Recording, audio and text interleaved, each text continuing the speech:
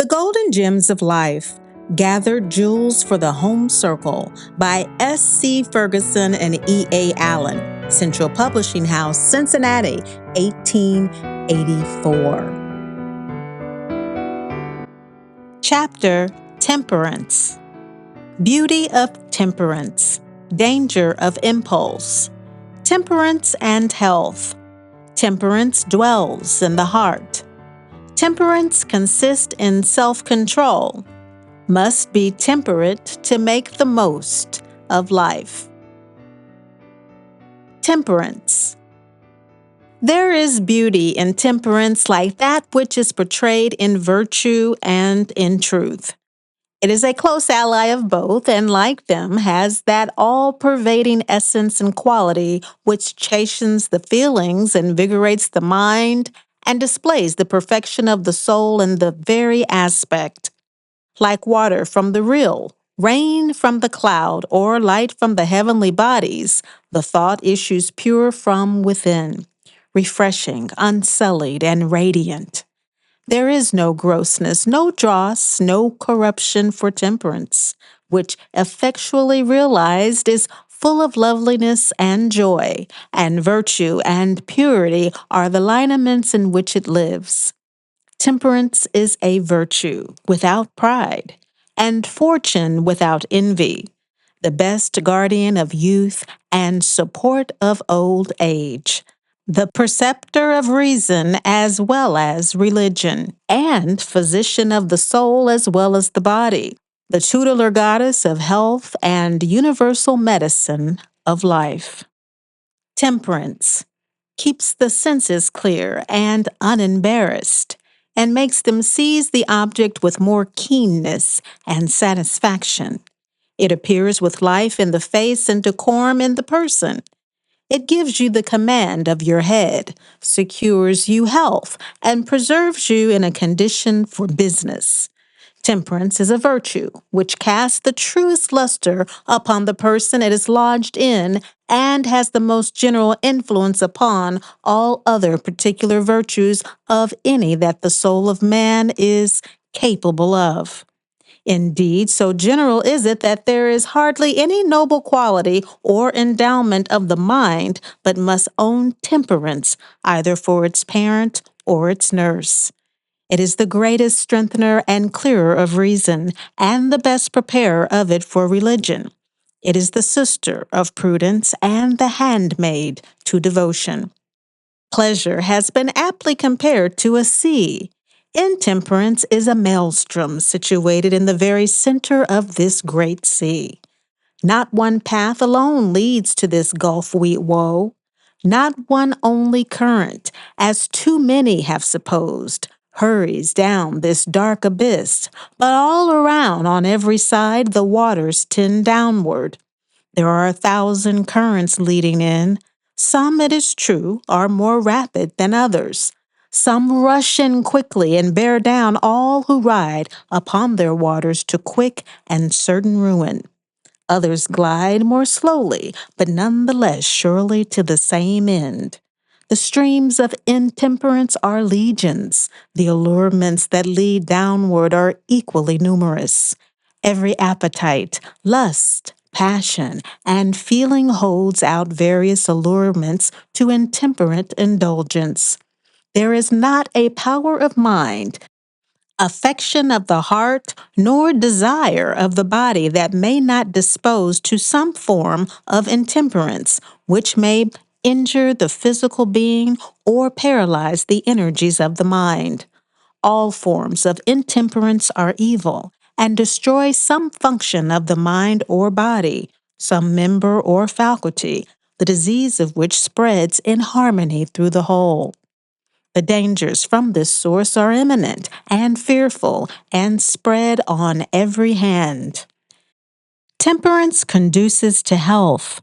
Indeed, it may be said that health can only be acquired or maintained by temperance. This is the law primary and essential which every youth should know, and know by heart. Bodily pains and aches tell of intemperance in some directions. Pain means penalty, and penalty means that its sufferer should reform. The most of our pains are occasioned by intemperance. This is the fruitful mother of 9/10 of the diseases that flesh is heir to, and the sins that the soul doth commit. We sin by excess of anger, lust, appetite, affection, love of gain, authority, or praise. Few, if any, are the sins that grow not of intemperance in some form. Intemperance means excess. A thing is good as long as it is necessary. All beyond necessity or what is necessary is evil. Money is good. More than what is necessary to the ends of life is evil. Food is good. Too much is evil. Light is good. Too much will put out your eyes. Water is good. Too much will destroy us.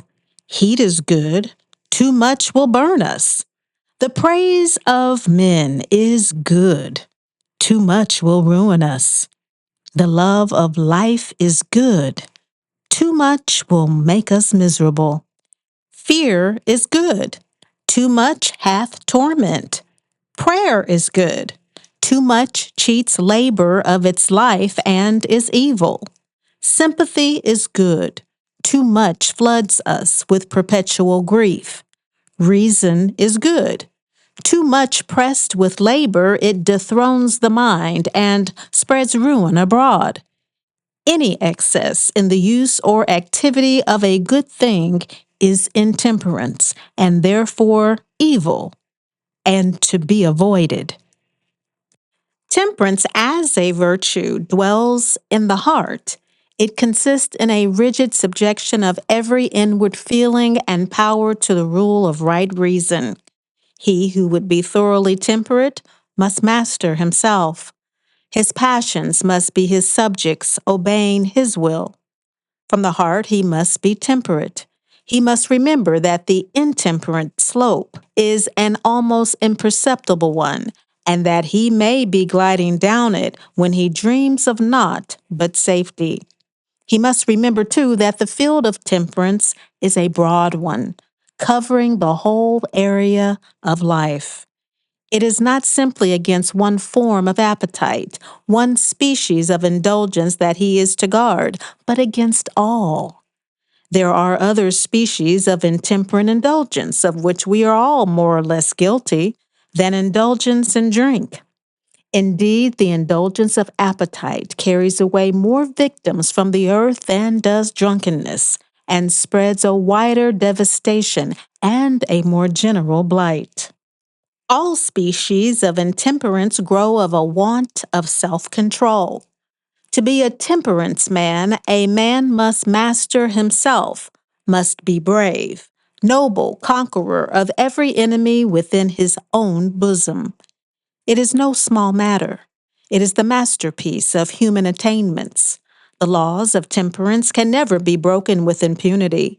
The excess is committed today, but the effect is experienced tomorrow. The law of nature, invariable in its operation, is that penalty shall follow excess. The punishment is mild at first, but afterwards more and more severe until, when nature's warning voice has been unheeded and her punishments disregarded, the final penalty is death.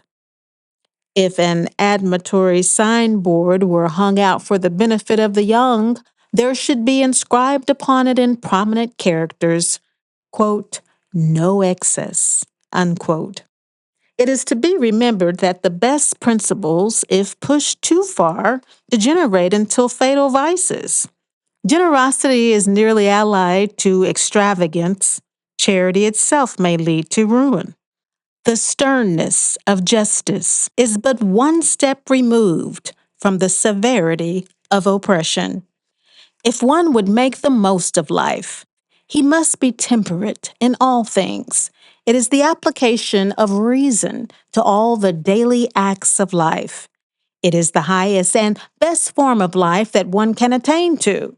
It leads not only to the greatest happiness, but also to honor and position.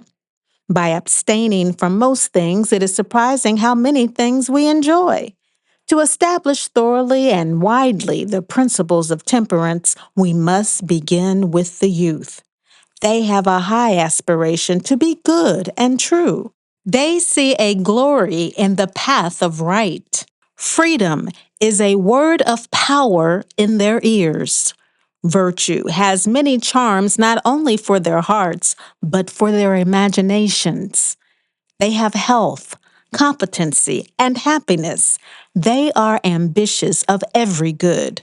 When the true principles of temperance are established in early life and made the controlling power through life, they ensure health, freedom from pain, competency, respectability, honor, virtue, usefulness, and happiness, all for which true men have or hope in this life.